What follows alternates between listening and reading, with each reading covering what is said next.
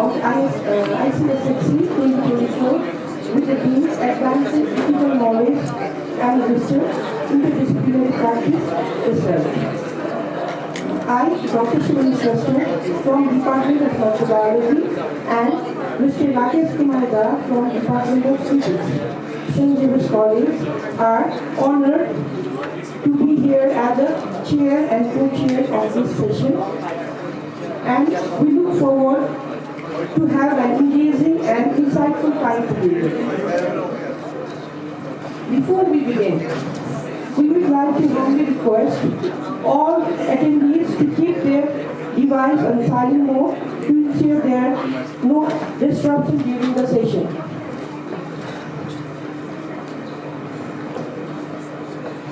I would like to request all the presenters to be seated on the respective seats. Today we have total 8 presentations and each presenter have 8 minutes followed by question and answer session.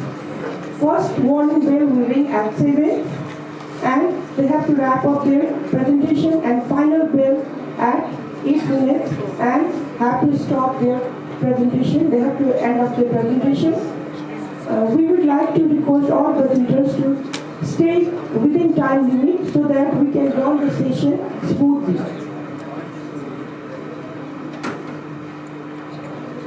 Now we are about to start our session.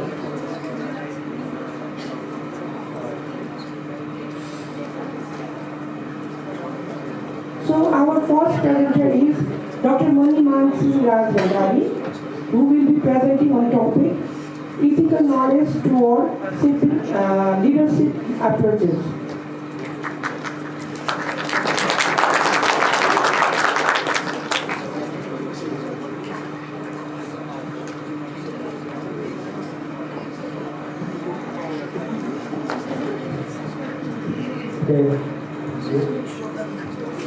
Good morning, everyone. Good to see you here. Now it's more about presentations on the ethical knowledge towards certain leadership approaches. So this is one of the research that I've been doing, and it's about to be completed.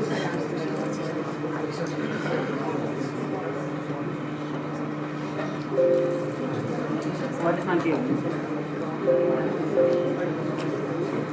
Next slide, please.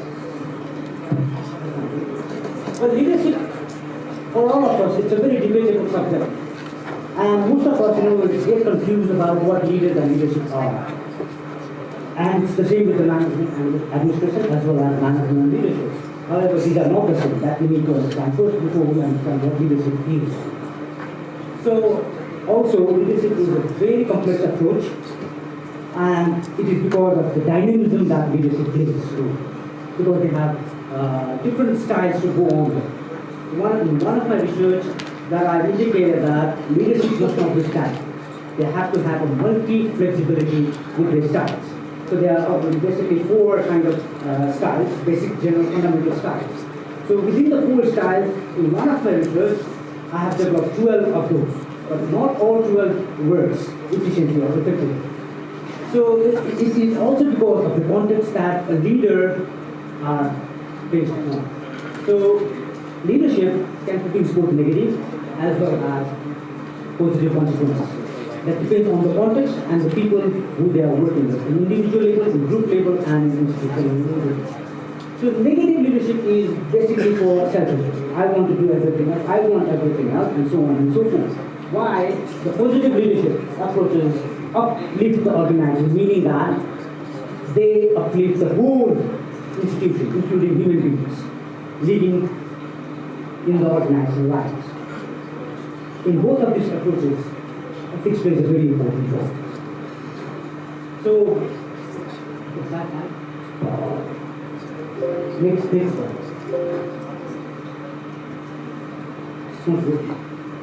Next slide, please. So the objective of my study is ethical knowledge is inherited through culture, families, companionship, and education. And also the other objective that I wanted to go on with is understanding how leadership approaches say ethical knowledge applied through culture, family, companionship, and education. So similar forward. And in the methodology section, it's a qualitative design. And 16 respondents from 4 organizations were taken into this study. Triangulation method were used for analysis, and these triangulated data were further crystallized to get more meaning out of what leadership is through culture, companionship, so on and so forth. In the findings section, basically what I found was culture plays a major role, organized culture basically, because we come from different cultures, cultural backgrounds. And organizational culture plays a very important role to shape ethics and wisdom in leadership approaches. Similarly, context.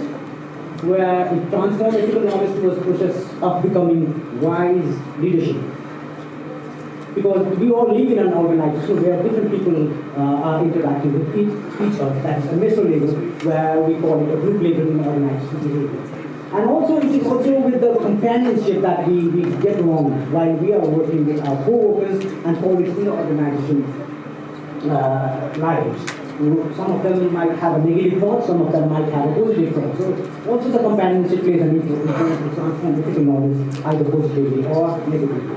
Similarly, one of the major aspects is also education, where we are here. This is some kind of scientific knowledge that we are trying to contribute, and education where we are trying to learn about what ethics is. So maybe in a contextual level, yes, we might have a thought about transforming ourselves into becoming a wise and ethical leadership. However, it has a very low impact. Because we are, like Professor Kalhan was mentioning, action is more important than education. Right? So in the conclusion part, ethical knowledge is a process that is also guided by individual sensation, that is perceptions.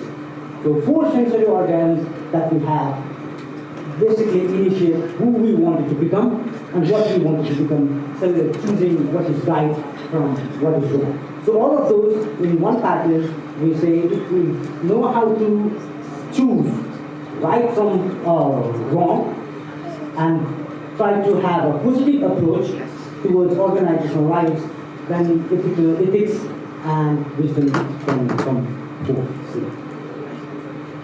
Next. So these are some of my work that I've already undertaken, and based on these, I've done some interviews in this session. Yeah, if you have any questions, thank you. Thank you for the wonderful presentation, Dr. Now, floor is open for question and answer session.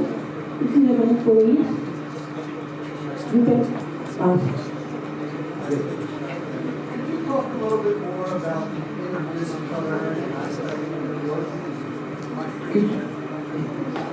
Could you discuss that, the interdisciplinary nature of your work, drawing from on leadership and other work that you've done? Yeah, from the Journal of Interdisciplinary Sciences.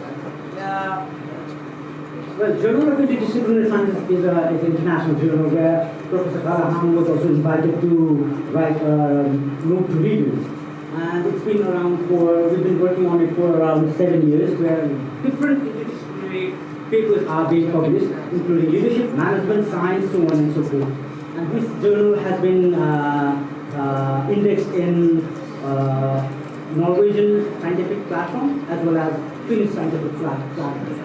So we are moving on towards it, and there are a lot of international scientists who have been publishing in this interdisciplinary science journal. And I am the editor-in-chief of the Journal of Interdisciplinary Science.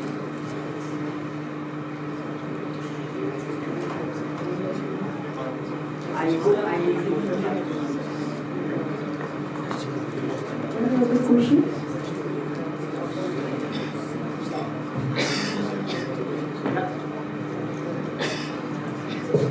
So my question is, what does the leadership in terms of from my discipline, where I come from, where I stem from, it is biological sciences, right?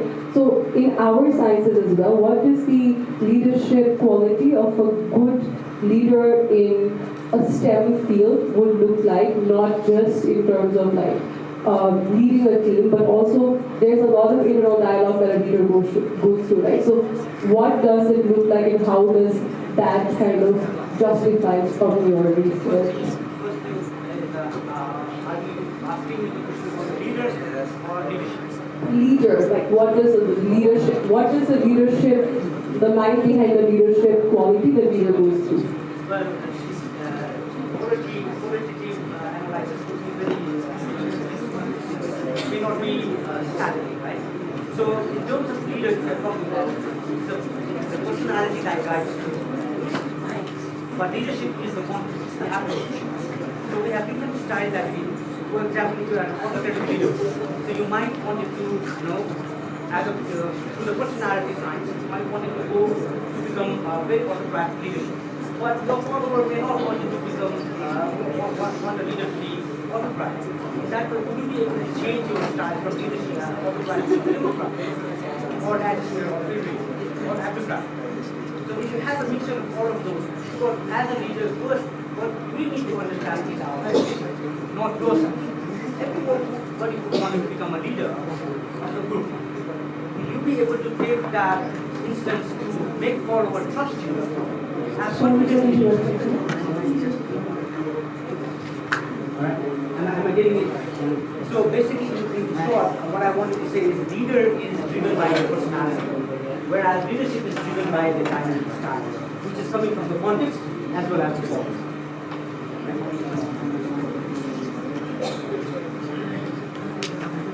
Any other questions?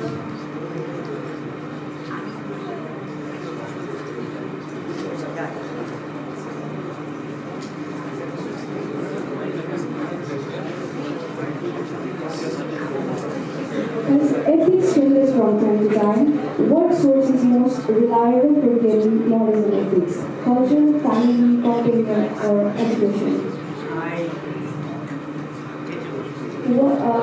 So my question is, which is the good or most reliable source for getting the knowledge about ethics? Culture, family, companion, or education? Basically, I would say companionship. Family, you inherit that quality, but with the companionship, that quality can be transferred. For example, a man is known by the company he keeps. That has been told for a long period of time. Right? In my research, it plays a wonderful part through companionship, culture, as well as family. Education plays a very important part because we're not practicing, we're not getting into action. Thoughts or bad company can lead to having bad ethics, knowledge about bad ethics. That's what I said. Companionship plays a role in transforming negative leadership activities, not the positive. Or it could also transform into becoming a positive leader. For example, a bad person meets with a good people, then he becomes positive leader. For example, and then if a good person is meeting with bad companionship, that turns into becoming a negative leader. So it's a companionship that really have a force into playing a dynamic role in changing leadership approaches. What companionship? That is all about the companionship, culture, family, or context. Which context are you involved with at the most? For example, we're talking about organized where we spend almost like 8 hours of time. We spend less time with our families nowadays. We spend less time with our companions. But also, if you have a very strong companionship, for example, you are a huge person, and you are engaging yourself with lots of people, they can change your or they can transform your behavior. How they are doing.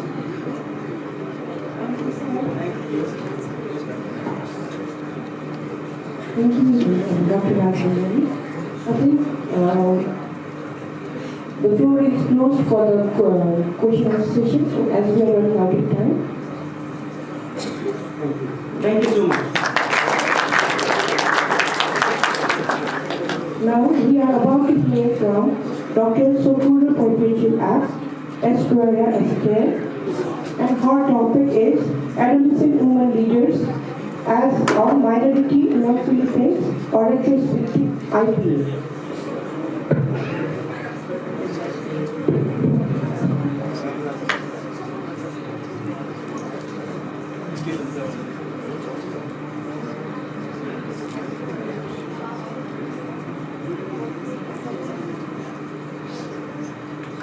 Okay, I hope most of you can see me behind this very tall podium.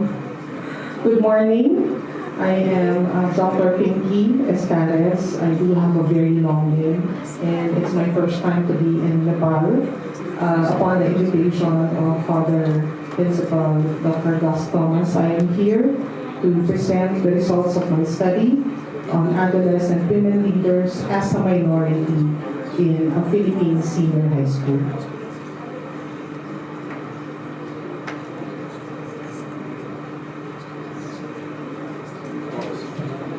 Basically, this inquiry is premised on the age-old debate on whether leaders are born or made. However, there is very little research on leadership education that focuses on the adolescent stage of human development. Thank you. Moreover, most leadership development programs come in a one-size-fits-all design that sometimes fail to consider the aspect of gender in the student's formation of a leader persona. This study was particularly interested in the lived election in leadership experiences of pioneering adolescent female leaders in a Jesuit Filipino academic institution with over 160 years of history and tradition as an all-boys school. I was also interested to find out if adolescent boys and girls grew differently and how nuanced ethical leadership might be when carried out by young female student leaders. And basically, I was curious to find out what was it like for a young woman to lead in a room full of boys. I'd like to begin by sharing a bit of personal context to this study. I have been teaching and counseling for nearly 3 decades in an all-boys high school until the Enhanced Basic Education Act of 2013, or the Philippine Republic Act 10533, was passed into law. As of that year, we were one of the only 2 remaining Southeast Asian countries that have not expanded basic education into K-12. While the institutional setting of the study was compliant in terms of the number of years in basic education, the addition of senior high school opened admission to female applicants for the first time in its history. Among the 300 new transfer students in grade 11, 2/3 were females who were the best and the brightest from their junior high schools, both public and private. Still, in a typical classroom, the female students made up only 1/3 of the class size, with a few classes having less than 5 females in a room of 40+ students. Despite best efforts to prepare for this co-educational shift, the females immediately displayed signs of minority stress, despite their stellar performance in academics. Some of them, who were student leaders in their previous schools, decided to run for elective student council positions in a highly contested and stressful historic elections. After my retirement in 2020, I decided to revisit the experiences of our first cohorts of female student leaders to find out how these experiences had an impact on their leader persona, their leader formation, and leadership practices. The objectives of the study were simple: to examine the lived experiences of the first 3 cohorts of female student leaders in the newly co-ed senior high school after over a century and a half of exclusive education. The research questions basically asked what their experiences were like running for elected positions and after getting elected. The study also examined how the female student leaders made sense of their experiences.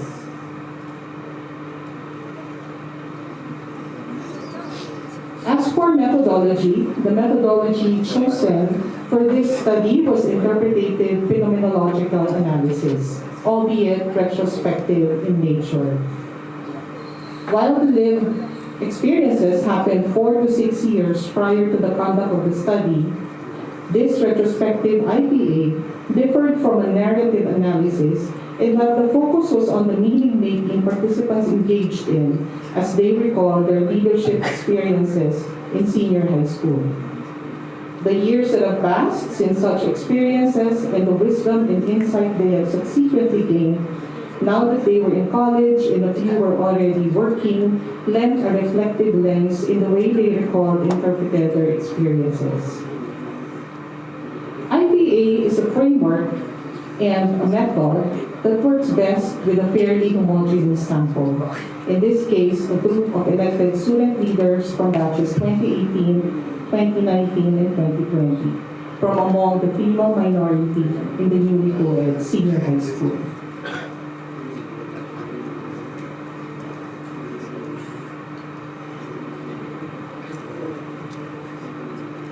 After clearance from the University Research Ethics Office was obtained, invitations were sent out to recruit participants via purposive snowball sampling.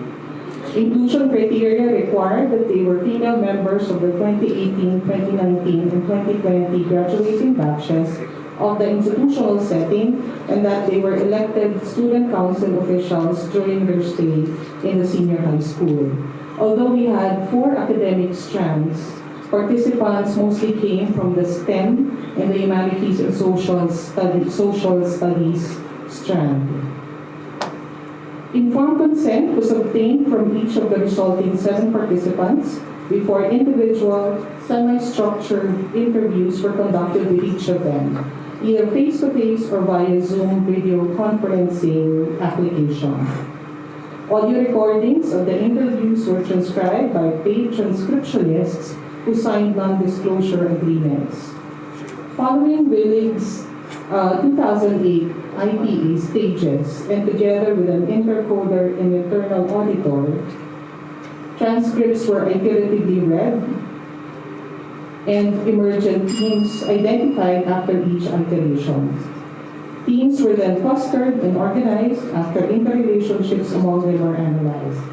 A summary of themes was tentatively produced during the construction of a cohesive narrative of their lived experiences.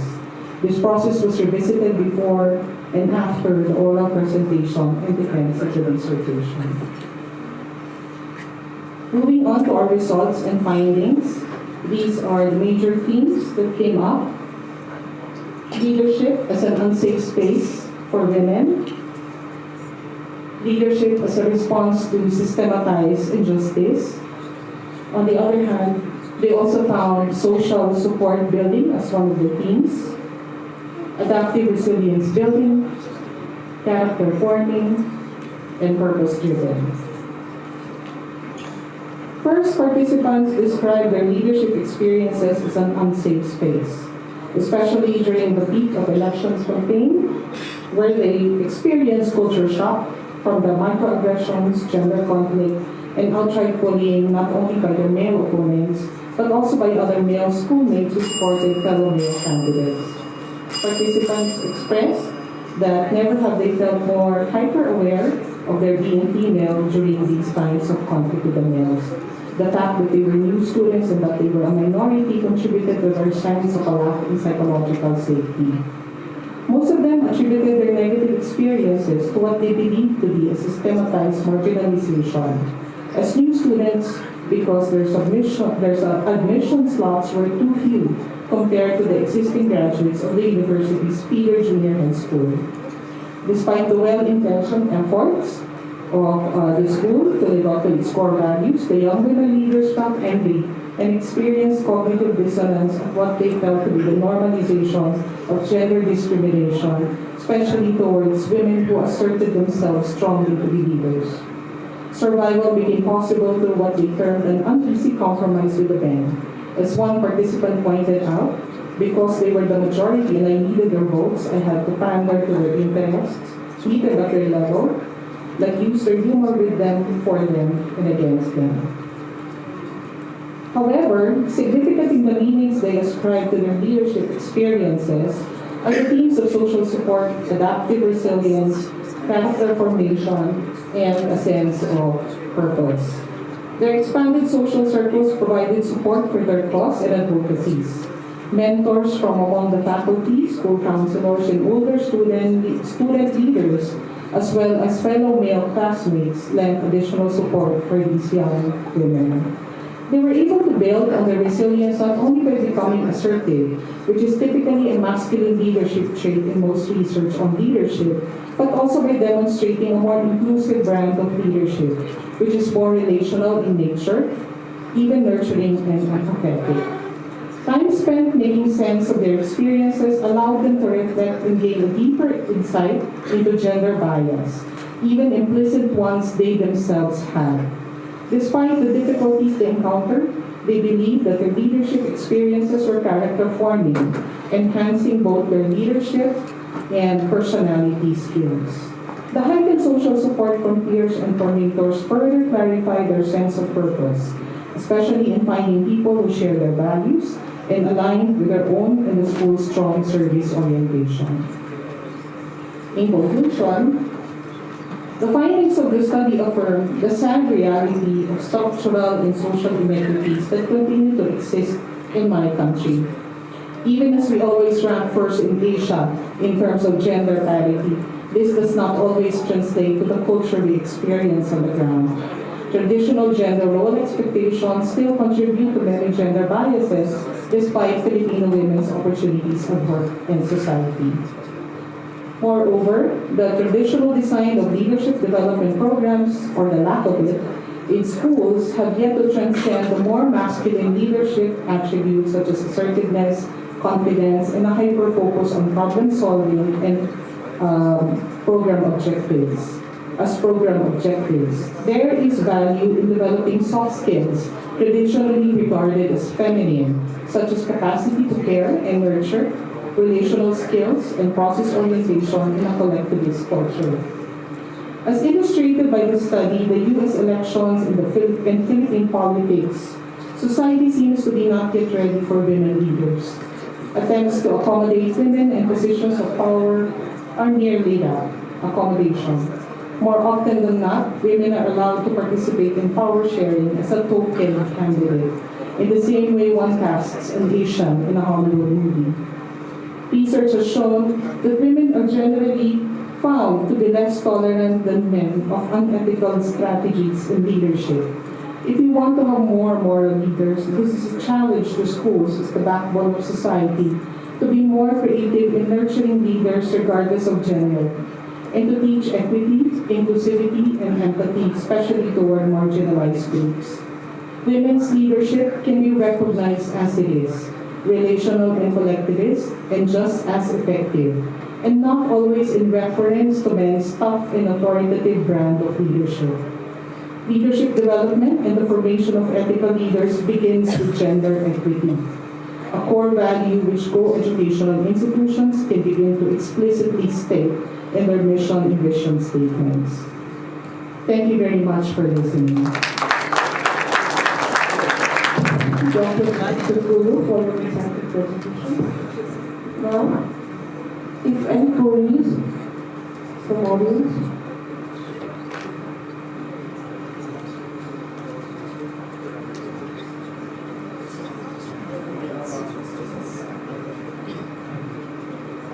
Thank you for a very nice presentations. But I would like to know that how do you link your presentations as a rural leaders in the instructional leadership to promote inclusion? Thank you. I think over the past 8 years, since we have established a co-educational institution in senior high school, there have been many intentional efforts to conduct not only gender sensitivity training, but to conduct seminars as well on inclusion practices, especially by engaging neighboring institutions that are considered to be more expert at doing inclusive practices. And a lot of the initiatives that advocate for inclusivity actually came from our first 3 batches of senior high school women. And I think that's also empowering and agentic for them, because fellow students were able to rally behind them, and at the same time, they trust the female students more than maybe, some effort that may have come from administration despite the school leaders' best intentions. So a lot of gender sensitivity training is done not only with faculty, staff, and maintenance workers, but also for transfer students and also for the parents of those who are male students coming from our feeder junior high schools. So far, it's been working well. Thank you. Any other questions?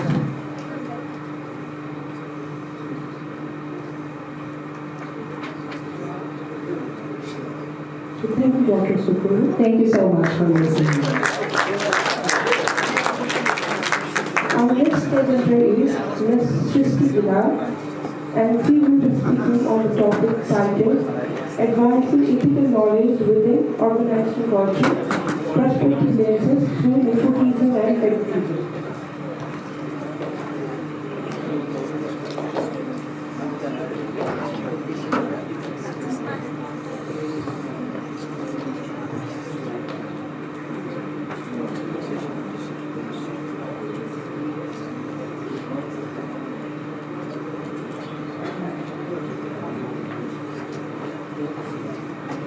Good morning, everyone. Rest of the Harvard Principal, Chief Case, and everyone present here. I am Srishti Gala from Management Department, and it's an honor and privilege to be standing in front of you all and be a part of ICSXC 2024 as a presenter here. My topic is Advancing Ethical Knowledge in Organizational Culture, Perspective Lenses to Nepotism and Fascism. The introduction highlights the importance of developing ethical knowledge within the organizations. In the context of the study, ethical knowledge refers to understanding and applying ethical principles such as fairness, transparency, and integrity to guide decision-making and interactions in the workplace.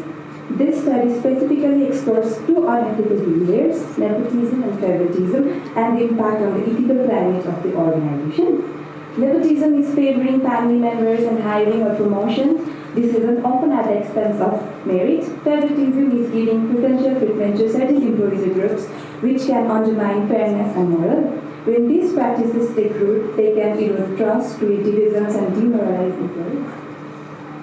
The main objectives are to investigate the influence of nepotism and favoritism in organizational culture and employee motivation, to assess how these practices affect fairness, trust, and overall work effectiveness, to explore employee perceptions regarding promotions and project allocations. The objective aims to understand how nepotism and favoritism shape the overall culture within the organization. In many cases, decisions can be influenced by personal relationships rather than objective performance merits and criteria. These findings will help to understand to the extent which these perceptions affect moral of the workplace dynamism. Methodology, qualitative research approach brochures, where I interviewed a few of my colleagues and I further did this research. Methods, data collection, computation, structures, reviews. 16 employees from various departments of my organizations were asked to fill questionnaires and I interviewed them personally.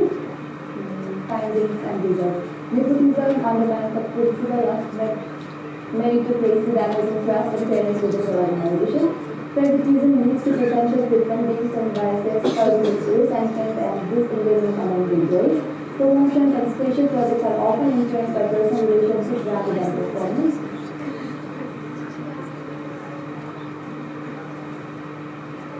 Likewise, favoritism creates informal groups, marginalizing others and lowering overall morale. Lack of fairness contributes to stress, dissatisfaction, and decreased mental well-being. These practices are linked to unethical behaviors such as biased decision-making, workplace bullying, and conflicts.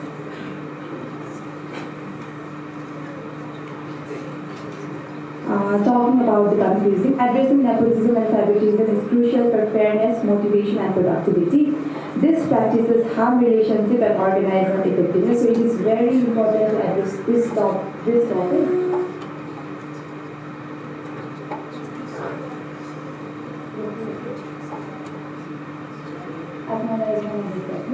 I'd like to thank my professor, Dr. Mami Yaswandari sir, for guiding me through this project. And this is also part of my master dissertation. This is a part of it, and I'm still working on it. These are the acknowledgement and the sense of answer. Thank you, and have a great day. Thank you for your nice presentation, Ms. Srishti. Now, this floor is open for questions, question and answer. If you have any queries.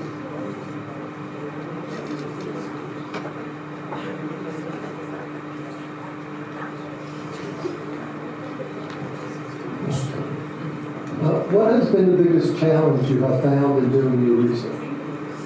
In my research, thank you for the question, Professor. So basically, this was from I work in corporate sector. I work then I usually every day I heard employees telling about this nepotism and favoritism, and we feel affected to it. So the main problem I find is that people are unable to express their opinions when they are asked about it. So that was the main problem.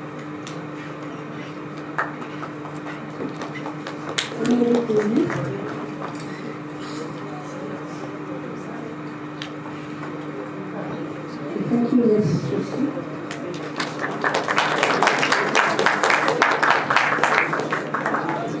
Now, we have Mr. Raman Gandhi, and his topic is ethical transfer of intergenerational knowledge in the Christianization of ancient pagan mythological archetypes in J.R.R. Tolkien's The Silmarillion.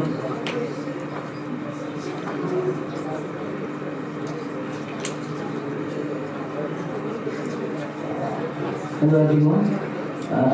I hope you can see me behind the stall podium as well. Respected Reverend Fathers, honored scholars, and everyone else present here. I am an LSI candidate and a member of the Department of Nature Arts of this institution. And this is my research topic. Ethical transfer of intergenerational knowledge in the Christianization of ancient pagan mythological archetypes in J.R.R. Tolkien's The Silmarillion. We'll use the book and define it a bit more. The Silmarillion recounts the events that have happened in the fictional world of Arda. This is basically the prequel to the very popular The Hobbit and The Lord of the Rings by the author J.R.R. Tolkien. Something that is not so apparent in The Hobbit and The Lord of the Rings is that J.R.R. Tolkien has created his own entire mythological pantheon and mythological tales surrounding it for his fictional world of Arda. And it is also very obvious when you see it with some lens of critical analysis that all of these mythological archetypes, all of these fictional gods and pantheons have been inspired from various pagan deities of real-world mythologies that are no longer practiced as religions, and the archetypes stem far beyond the mind of J.R.R. Tolkien. I will venture you to imagine, let's say, a thunder god, a king of gods, living atop a tall mountain, controller of winds and clouds, lord of eagles, much alike Zeus. Or if we take some attributes away, Odin from Greek and Norse mythology respectively. But in J.R.R. Tolkien's mythology, when those kind of things they are taken as inspiration, but later on changed through his own worldview to have more good values, through his own Catholic worldview, to have more Christianized values that don't portray these deities with so human flaws that would be considered sinful in Christianity.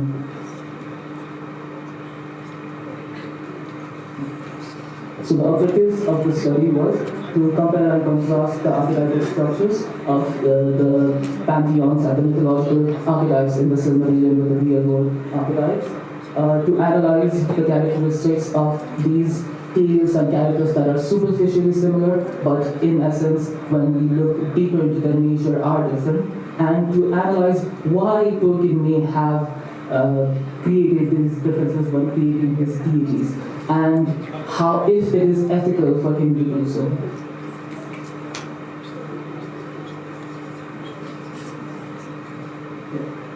So the methodology was, the theories used for this research were Northrop Frye's literary archetypal theory, where his archetypal categories were taken to compare and contrast the deities and the mythological archetypes.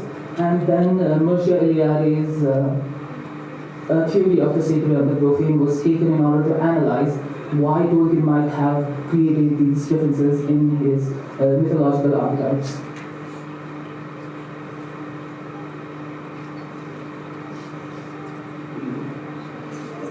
Okay, so yeah, for Northrop Frye, the Tolkien's myths and the inspirations were put into categories such as romantic mode or ironic mode, tragic, comedic, what have you, right? And a qualitative analysis was done with Tolkien's other writings as well, along with the similar gradient to see what might have inspired him and what might be his thoughts behind creating such things.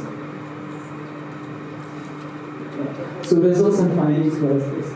After the analysis, it was found that Tolkien had indeed, of course, taken inspiration, and of course he had created these differences.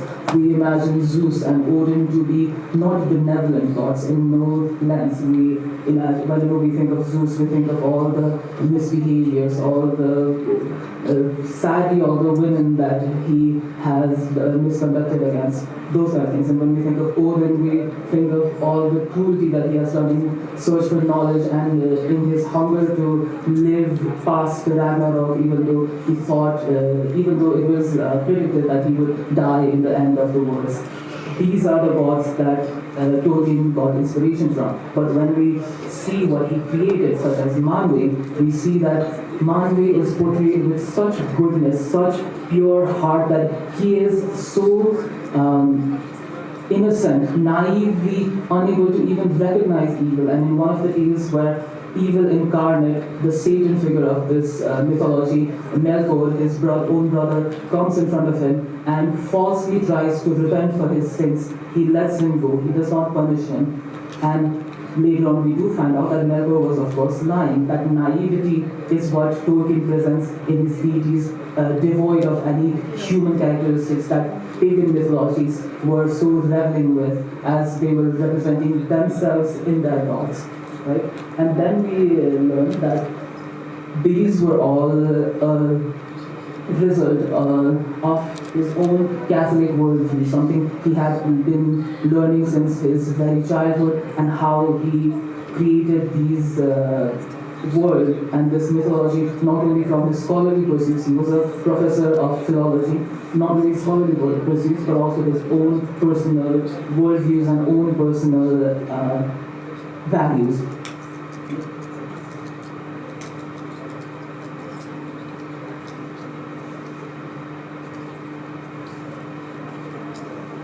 Next slide, please. Yes. So Tolkien states in his poem Mythopoeia, this is one of the texts that was taken outside of Tolkien's Silmarillion, his personal writings, that man saw creator, the refracted light, through whom is splintered from a single white to many hues and endlessly combined in living shapes that move from mind to mind, making clear his state and his stance in this debate of creation, that he thinks humans to be sub-creators, and he thinks his one true God of Christian faith to be the real creator, and he thinks creating these mythologies, creating fiction, creating any art is a sense of connection to this divinity, a sense of worship. And while, of course, Tolkien undoubtedly thinks his sense of worship is in creation, it is not so obvious, not so apparent if he does not think that his purification was a sense of his responsibility, or was it just a coincidence of his philological and scholarly pursuits coupled with his values, inherent values that he has learned. Next slide, please. Finally, to conclude, now the question of ethicality arises to see if it was ethical for Tolkien to have basically subverted these mythological archetypes into his writings. Now the arguments against him are obvious and simple, which is this is not your culture, how could you take this culture and subvert it to fit you?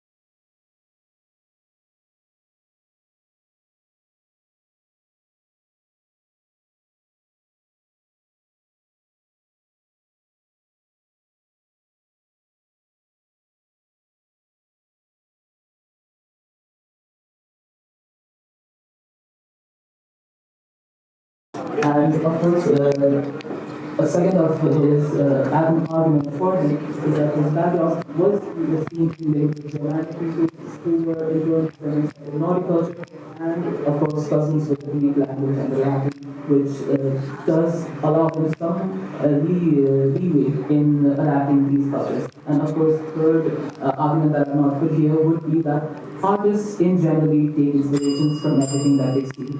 Things like Rick Riordan's Percy Jackson series, Neil Gaiman's American Gods, those kind of things have been taking mythological archetypes and subverting them for ages. These are not anymore the purviews of the cultures that they originated from, but they are the stories of human condition and therefore can be used by artists. Next slide. These are my acknowledgements. I'd like to thank my supervisor, Mr. Tutul Babu, and our researcher, Mr. Manika, along with the references. And thank you. For your thoughtful presentation, floor is open for question and answer session. इसको display आने की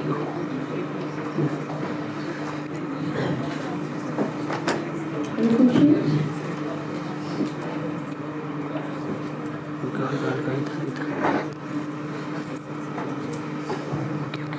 Would it be possible for you to consider the work of Joseph Campbell on mythology as part of your study of this? I'm sure you need the monolith, if I'm not wrong. Right. So we did consider using Joseph Campbell's theory for this as well, and of course it matches perfectly where each one character has been is used as an archetype, where this one cycle of tales has been seen, not even used throughout the world, throughout ages for these stories. What we decided was that it would not be so appropriate for us to do a survey of the whole mythological pantheon while using Joseph Campbell's monomyth, because that would entail us to focus on only one character and only one character's journey, whereas the Silmarillion as a book is more akin to the Bible or some religious scripture where a lot of stories have been amalgamated to tell the story of the whole world rather than of one single character, which a lot of modern novels have adopted to. So while using the monomyth was a very tempting thing for us in our methodology, we decided against it, and we ultimately chose Northrop Frye's archetypal criticism, because we figured that the various categories that it provides of romantic mode, comedic mode, ironic mode, and tragic mode would be better suited for us to see that we can see these two tales and characters have similar superficial attributes, but if we look further, we can see that these are very distinguished in their modes, and that's how we could differentiate between these real-world archetypes and archetypes created by, or adapted by J.R.R. Tolkien.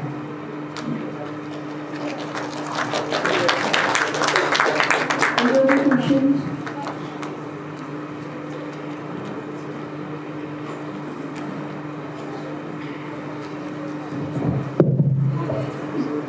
Can a similar study be conducted on Stan Lee's Marvel comic universe?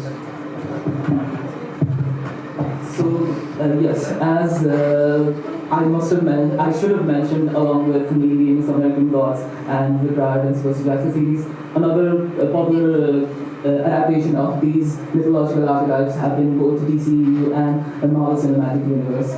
And of course, I'm sure similar studies could be conducted on those franchises, but the only difference would be, whereas Tolkien has created his mythologies through the world, his own worldview as Catholic, as Christian Catholic, and how the separation between evil and good is so clear cut, and there is no human hubris and human values in these divine beings. I imagine the DCEU and the Marvel universe comics and the cinematic universe, through its various authors and through the rather globalization of the recent literatures and arts and movies and comics, have rather amalgamated into a reflection of not a single author's values or not a single creator's worldview, but rather the worldview of the entire world as globally as we have progressed forward. So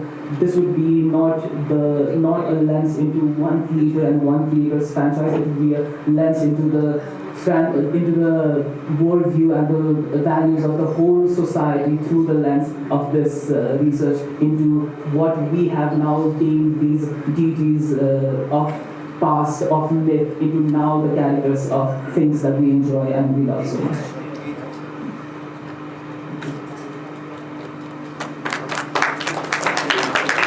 Thank you, Mr. Raman. Our next presenter is Ms. Vijayta Khatri.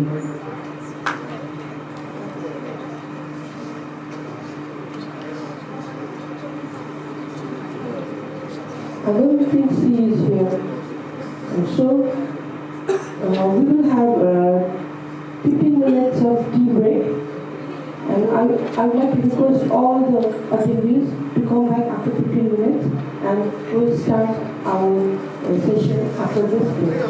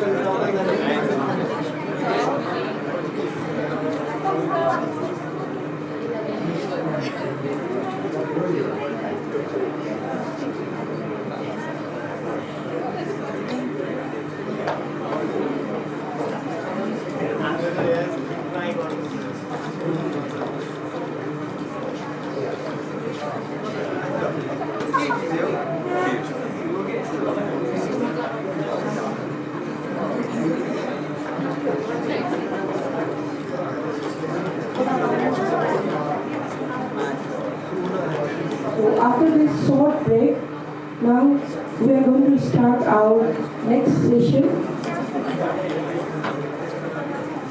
I hope all the presidents are ready in this hall. Now, our another presenter is Miss Arati Ray. And our topic is ethicality in media representation and narrative of LGBTQIA plus issue in Nepali print media.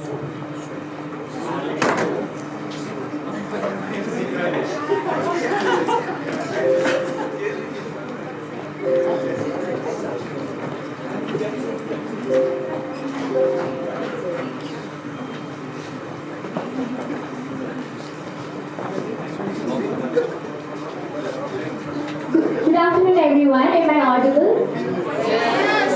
Thank you so much for everyone present here. My name is Arati Raya, and I will be a third-year student studying journalism and English literature in St. Xavier's College. I'm also a LSRE research candidate.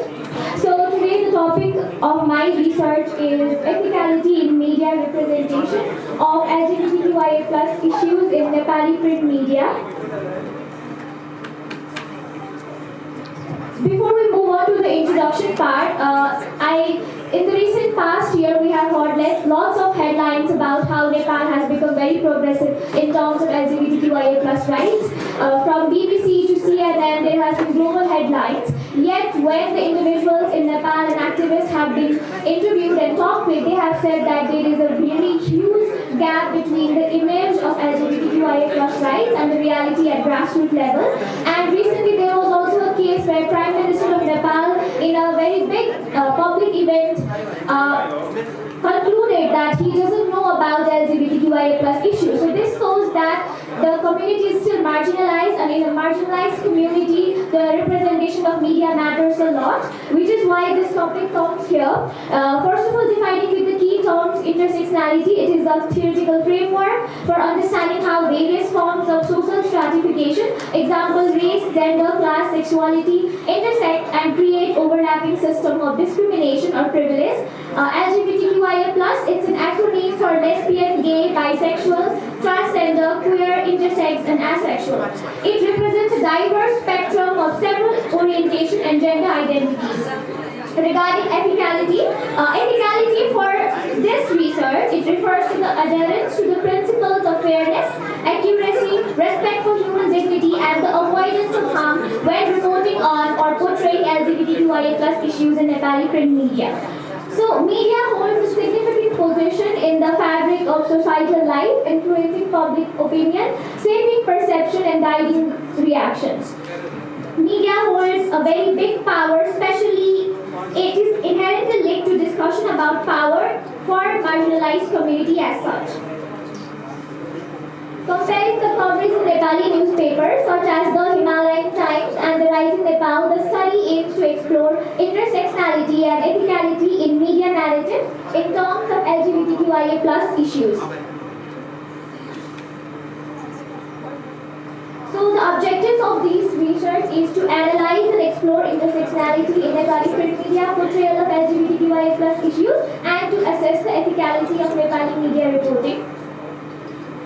In terms of methodology, the theories that have been used are the intersectional theory, and the secondary framework is the framing theory, which is by Erwin Goffman, which suggests that media outlets shape how news and information are presented to influence public perception by framing stories in particular ways. So when media itself sets an agenda and disregards or misses some information, then that will be the narrative set in the public as well. And mixed method approach combining content analysis of national daily English newspapers and survey quantitative was used. For the content analysis, the publications within 3 months from May 2024 to July 2024 was used, and for survey was sent to 100 individuals, 50 were the journalists and 50 were from the LGBTQIA+ community. And for the content analysis, thematic analysis was used, and the identification of themes like positive representation, negative, stereotyping, and also on the ethicality matrix such as accuracy, fairness, respect, harm avoidance was done. And regarding the survey, descriptive statistics was used, where out of the participants, 83% of the participants said that there was negative representation and there was lack of intersectionality reporting in terms of LGBTQIA+ community, and 10% said that there was certain level of stereotyping, while 7% said that positive representation were also found in media. Other findings from the content analysis include persistent inaccuracies and stereotypes in media portrayal. Media's labeling to LGBTIQ+ community as third gender is observed to be neutral and less sensitive towards LGBTQIA+ issues, whereas those using terms like sexual and gender minorities, LGBTIQ and LGBTQIA+ exhibit greater sensitivity, ethicality, and empathy towards the concerns of the community. There was also privatization of very sensational news related to the community with a focus more on sexual aspect of peculiarities, and there was social misconception and prejudice opposed to ethical reporting. And the coverage in media was also found more guided from the global practices, market demand and audience's need rather than media's commitment to LGBTQIA+ rights. So the conclusion is that lack of ethically nuanced framing of LGBTQIA+ news, these are shadowed very much by biased reporting, and what was also found that reporters always interviewed urban LGBTQIA+ individuals and only gay and trans, so the other intersectional identities were missed out. And which goes against the fundamental ethics of journalism, because journalism always talks about accuracy and balance, which is also given in the fundamental journalistic code of Nepal as well as International Federation of Journalism, International Federation of Journalists Organization.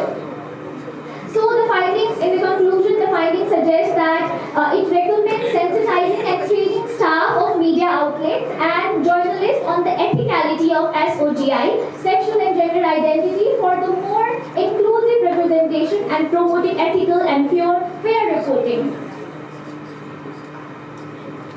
So these are the references, and I would also like to thank our research head Mani sir, my supervisor Pooja Giri ma'am, and also our departmental research head Sushil Paudel sir, and to the whole college community. Thank you to all of you for listening. Thank you so much. Thank you, Ms. Aarti, for your nice presentation. If you have queries, you can ask.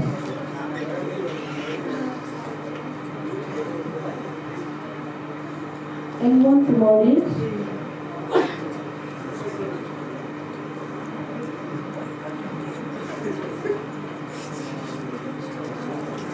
So no questions. Thank you, Ms. Aarti. Thank you to everyone. Now, our second last presenter is Mr. Gilwan Paudel, and you will be presenting on topic seasonal trend of air pollution at Ratna Park, Kathmandu, Nepal, a comprehensive study from 2021 to 2023.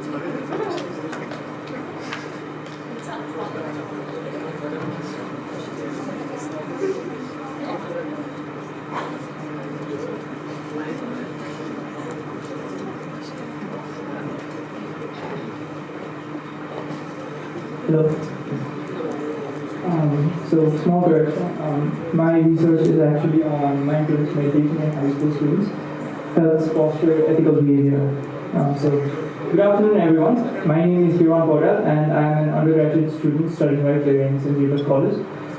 It is my pleasure to present my research abstract and presentation during this year's ICSXC conference. So, without further ado, let's begin.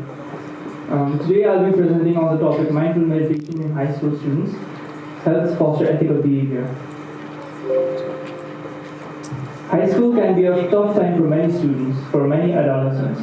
It is a time of high stress where students begin exploring their identity. It is easy during this crucial time to wander down the wrong path and become involved in various forms of delinquency. My research is about exploring the concept of mindfulness and its relation in fostering ethical behavior among high school students. Let us begin by defining mindfulness. In short, mindfulness is a technique of focusing on the present moment. It is acute awareness not only of your external environment, but also your internal environment, including your thoughts, emotions, and behavior.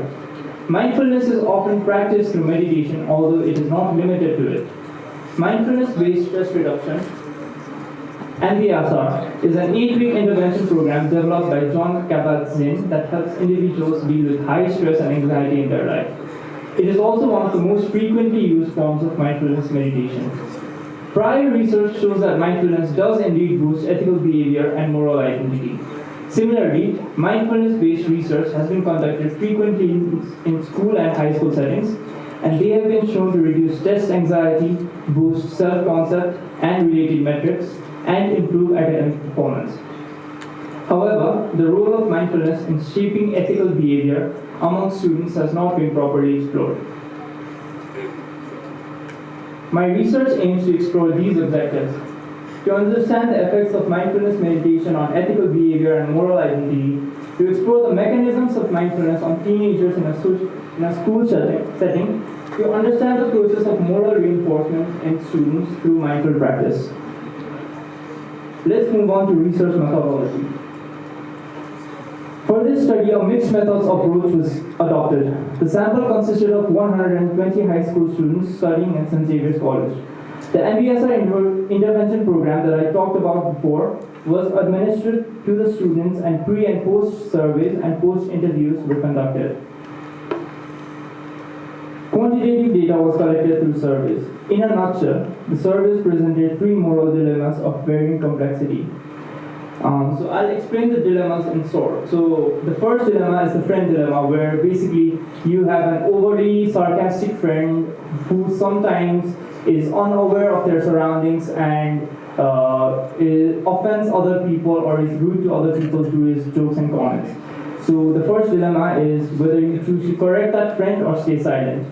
The second dilemma, the cheating dilemma, is basically you, during your examinations, you go to the washroom and you find a cheat there. So do you choose to cheat or do you choose to give the examination for your own knowledge?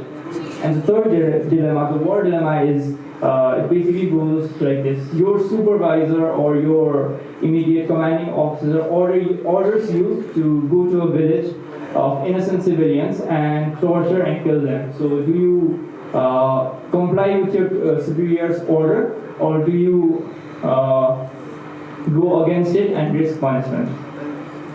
So you can see that these three dilemmas are not these three dilemmas affect different areas of a person's life. So for example, the first dilemma it is of minor importance and it does not directly attack your ethics, but rather it is a question of whether you choose to give in to peer pressure or not. The second dilemma, the cheating dilemma, it is a direct question of your own moral integrity. And the third war dilemma is something that goes outside your social circle and involves the wider world into it.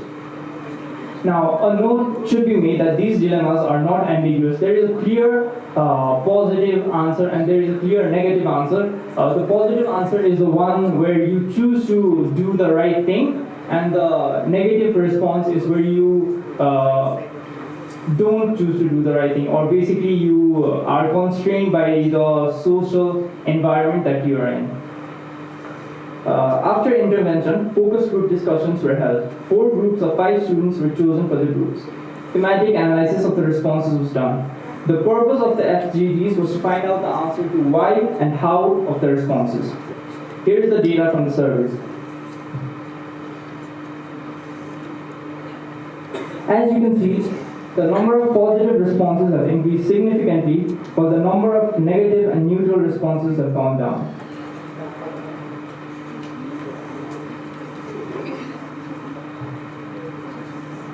The result is similar for dilemma 2, although the initial number of negative responses seems to be higher and the increase post-intervention seems to be diminished. This could be alluded to the fact that the students would rather choose to have something of personal gain as a personal reward than stick to their ethics. The results of dilemma 3 are quite interesting. While positive responses has increased post-intervention, there already seems to be an overwhelmingly positive response in the first place. I'll come back to this. The survey data shows that in every scenario, the positive response affiliated with the dilemma has increased post-intervention. This signifies an increase in ethical behavior and attitude among the students. Similarly, the data also shows that the increase in moral behavior is greater at lower complexity and lesser at higher complexity. This is an interesting result because it suggests that the effect of mindfulness on ethics only extends up to a certain point, for this research at least. While it can have a positive effect on moral behavior relating to personal affairs and of those around us, the role of mindfulness in developing ethics in a wider, more social concern is diminished.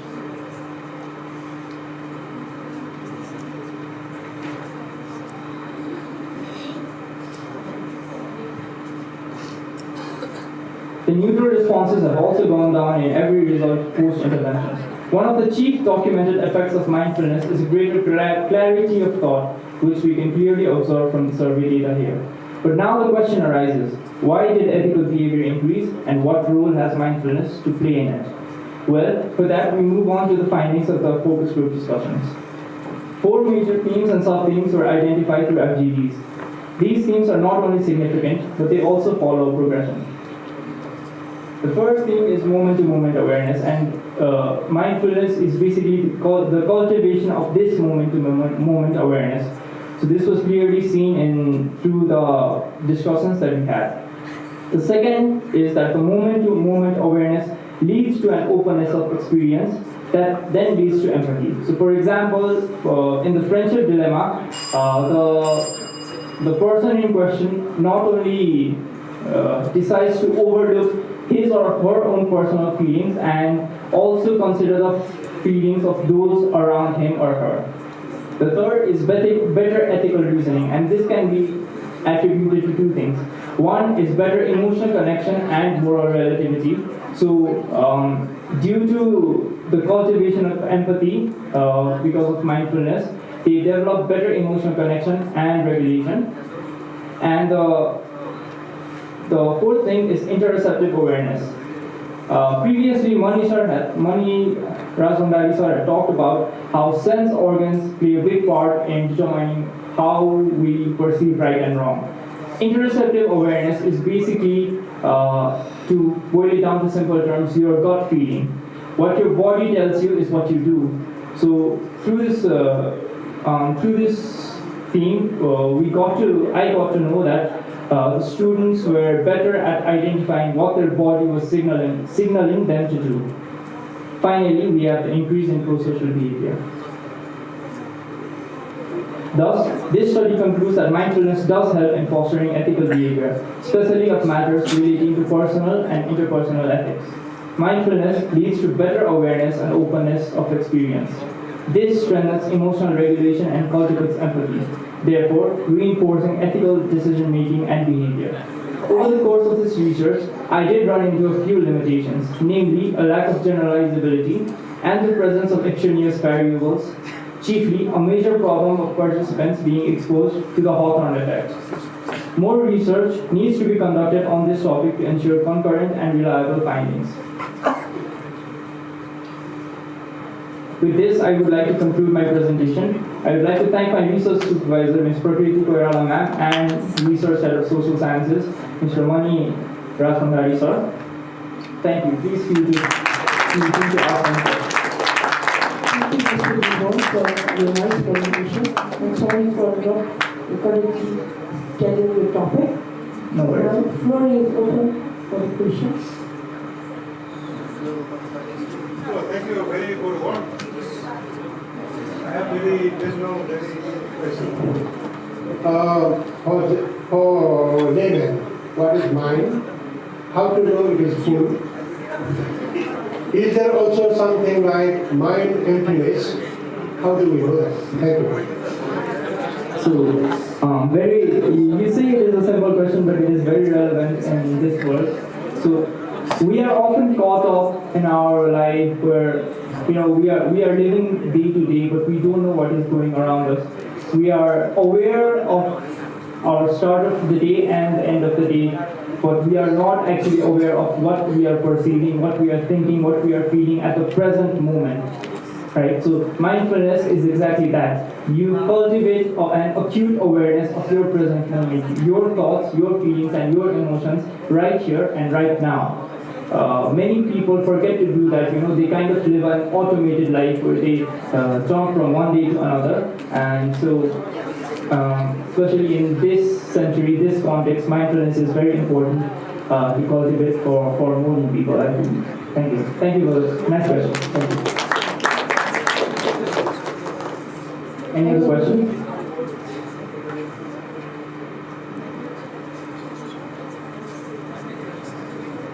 So thank you, Mr. Vivon. Thank you, everyone. I wish you all a very good day. Thanks.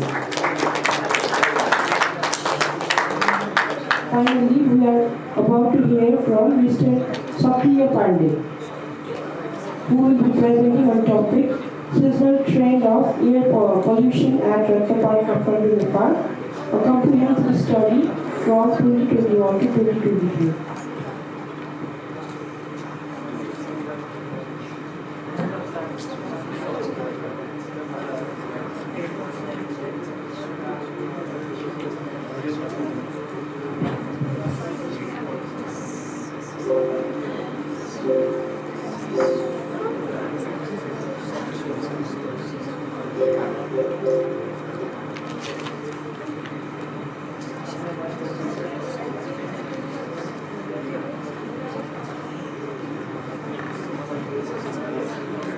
Good afternoon and namaste everyone. I am Sakiya Pandey, introducing our topic on seasonal and transformative impact of air quality and public impact on Kathmandu Valley. Kathmandu, with its extensive yet enclosed bowl-shaped valley, conceals a pressing issue: severe air pollution. Surrounded by the hills, the valley traps pollutants, causing a health impact for its 4 million population. Let's explore how this unique topography makes the Kathmandu a focal point for understanding of pollution. Kathmandu sits at 1,300 meters above sea level, and its bowl-shaped topography acts as a natural trap, exacerbating pollution levels. This makes it an ideal case to study to observe how geography, urban density, and seasonal shifts interact to worsen air quality. Our study explored the seasonal pattern of key pollutants, particulate matter 2.5, particulate matter 10, and total suspended particulates, and examined how weather and climate impacts pollution levels. These findings can help develop strategies to mitigate pollution's environmental and health effects.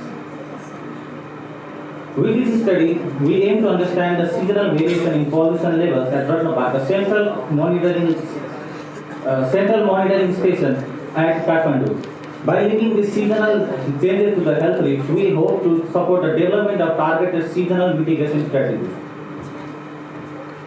The study covers 3 years, 2021 to 2023, of daily air quality data from Ratnapar. These daily air measurements are averaged monthly and is grouped by the Nepal's 4 seasons: summer, spring, autumn, and winter, to identify seasonal patterns. Our analysis focuses on PM2.5, PM10, and TSP. We examine how these pollutants will vary by season and correlate them with the climate factors such as temperature and humidity, giving us a clearer picture of pollution seasonal drivers. While vehicles, industrial emission, and household fire are the major contributors, other sources play a role too. For instance, Kathmandu Valley hosts over 110 brick kilns, producing 5 billion bricks annually, heavily impacting air pollution. Additionally, only about 1/3 of the PM pollution in Kathmandu Valley is generated locally. The rest come from the regional sources like coal burning in northern India. Winter is the most challenging season for the air quality. With temperature around 3 to 8 degrees Celsius and almost no rain, pollutants are trapped close to the ground, creating a pollution blanket over the valley. PM2.5 level exceeds often 50 microgram per meter cube, posing serious health risks. In the spring, temperature increases to 9 to 16 degrees Celsius and rainfall begins. Pollution level moderate to about 30 to 50 microgram per meter cube for PM2.5 as the rise in temperature and rain help disperse pollutants. Spring marks a gradual improvement in air quality. Summer begins relief with a heavy rainfall occurring 30 to 20 days each month. This consistent rain washes pollutant out to the atmosphere, resulting in PM2.5 level below 30 microgram per meter cube. Monsoon shows the powerful cleansing effect of natural forces on air quality. As the rain subsides and the temperature will fall to 8 to 14 degrees Celsius, pollution level begin to rise again with PM2.5 concentration moving back to 30 to 50 microgram per meter cube. Autumn signal to the start of another pollution cycle, setting the stage for the winter peak pollution season.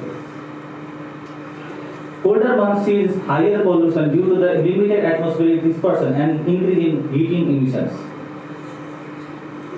Air pollution is a leading health risk in Nepal, responsible for a total of 22% of death, with children under 5 and senior over 70 particularly vulnerable.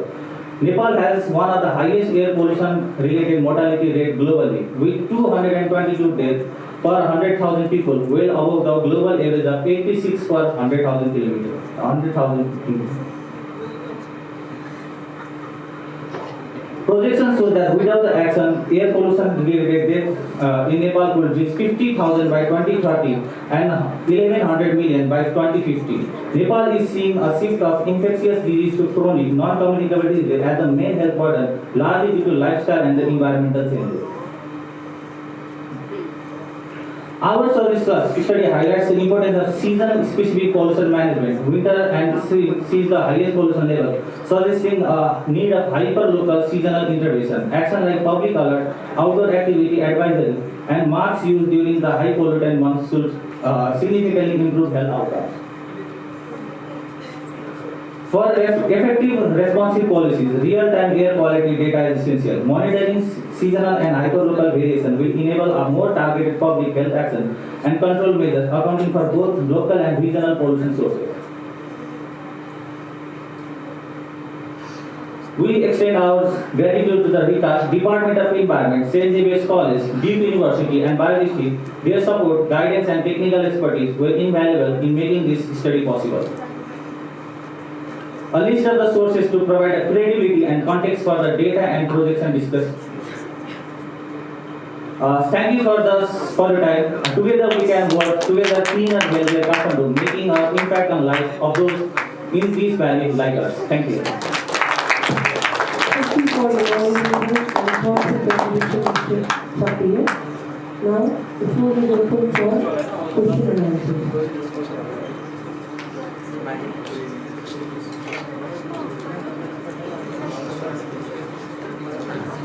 Thank you for your very good presentation of the data.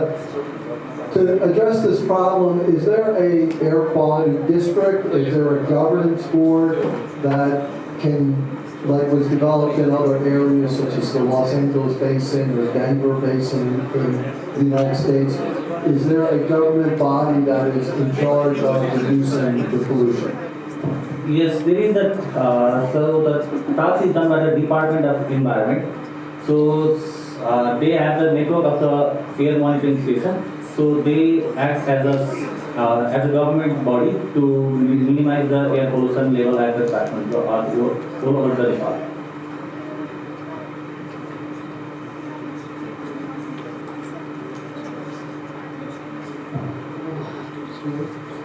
I was just wondering if I may ask the reason behind measuring PM 2.5 particulates and PM10 but not PM 0.1 and PM1, as I'm sure medical science may be a bit more iffy on those particulates, but they have also been shown to diseases like high blood pressure, cancer and diabetes. So the reason behind measuring the PM 2.5 and PM10 is because they pose the severe risk to our lungs, directly linking to the chronic COPD disease that it has been significantly increases in the past years due to the increasing of air pollution, to be exact by the 30%. So the particulate matters 0.3 and 0.1 is so tiny that it doesn't stick to our lungs, and so this doesn't act as a severe health issue. So we do not plan as measuring the 0.3 and 0.1, rather than we measure PM 2.5 and PM10 for that matter.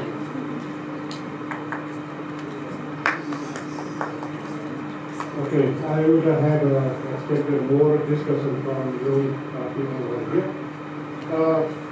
So thank you so much, Sapriya, very good work. Maybe many of you don't know, Sapriya has developed himself a device with which he can make this kind of measurement. Many congratulations to you.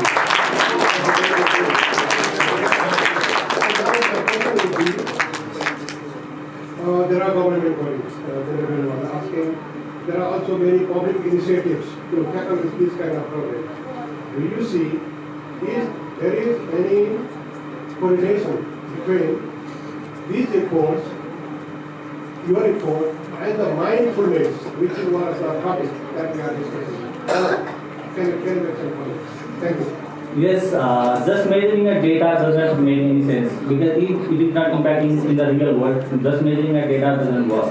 So we are actively working with USA Clean Air, ENFO, to actually transfer our research into the actionable plan. So we are working on the new policy. We are developing a curriculum for the government, so they can include the air pollution data and the impact of air pollution on the low secondary grade. So and we are also working with the local governments like wards and municipalities, so they can have a data of their wards and they can work accordingly. We also make an action plan how they can minimize their emissions and how they can access, and how we also do the assessment. So are they actually doing their work correctly?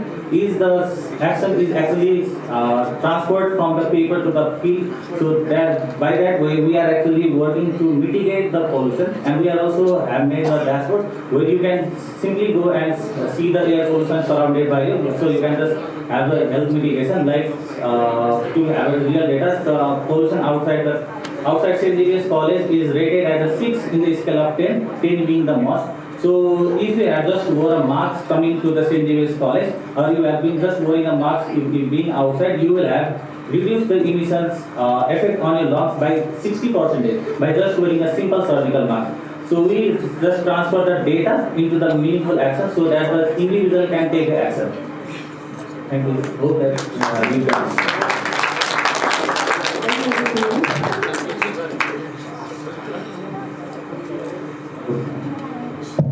So, thank you for your presentation. So my question is, you're telling people to wear masks rather than solving the problem itself. It's like, and also, my other question is, can we do it in a micro level as an individual rather than talking about big picture? How can I be the change? How can I be the difference? So as I already discussed that the pollution in the Kathmandu Valley is only the local pollution is only the 1/3 of the total pollution. So we have to act as an intercontinental pollution. We are also working on transboundary pollution. So the major pollution nowadays is coming from the Lahore and the Amritsar of the India. So there is nothing that much rather than saving us from the public. From the local level, so industries and we have to work with the government to solve this issue. Similarly, like we have made the ozone layer, so we have to have a work of a network, inter-countries government to work. So the individual can do just protect themselves and they can advocate them. So if we just raise the voices, the government will and the local government will action on it. So there is nothing much that's saving us. So best thing we can do is reduce our emission and hope for the bigger institution and bigger companies to reduce their emission by raising our voice. Okay, so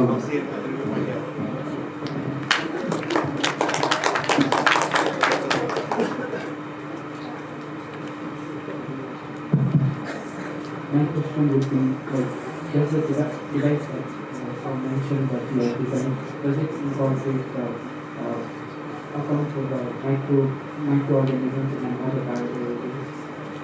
So not yet.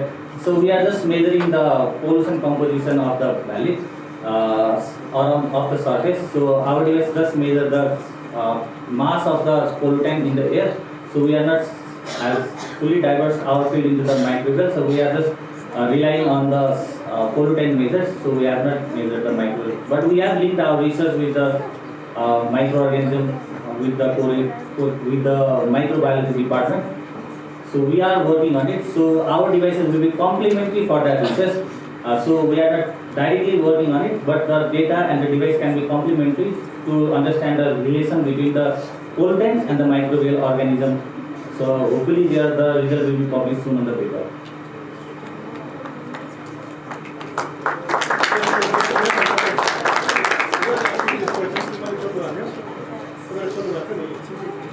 So he did some invention, he did some good work. I hope he will be continuing this work also in future, I am not sure. So that will be to complement, to develop a complementary device, to make new equipment, to make the biological testing. That will be your job. Not everything can be done by software. So more software should be made. Okay, thank you so much.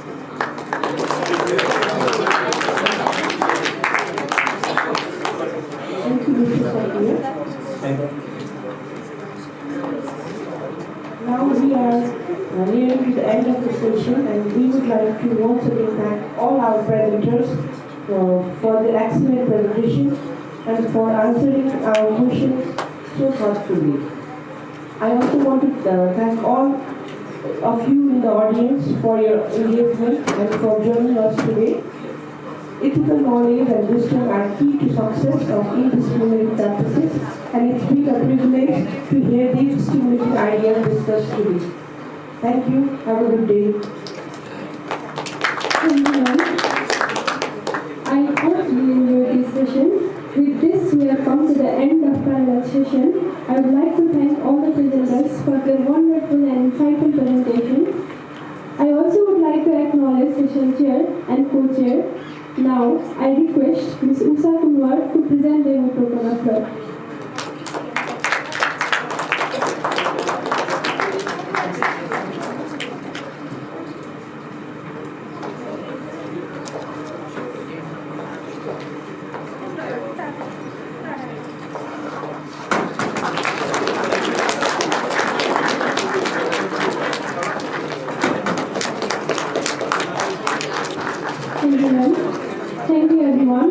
time for lunch. Let's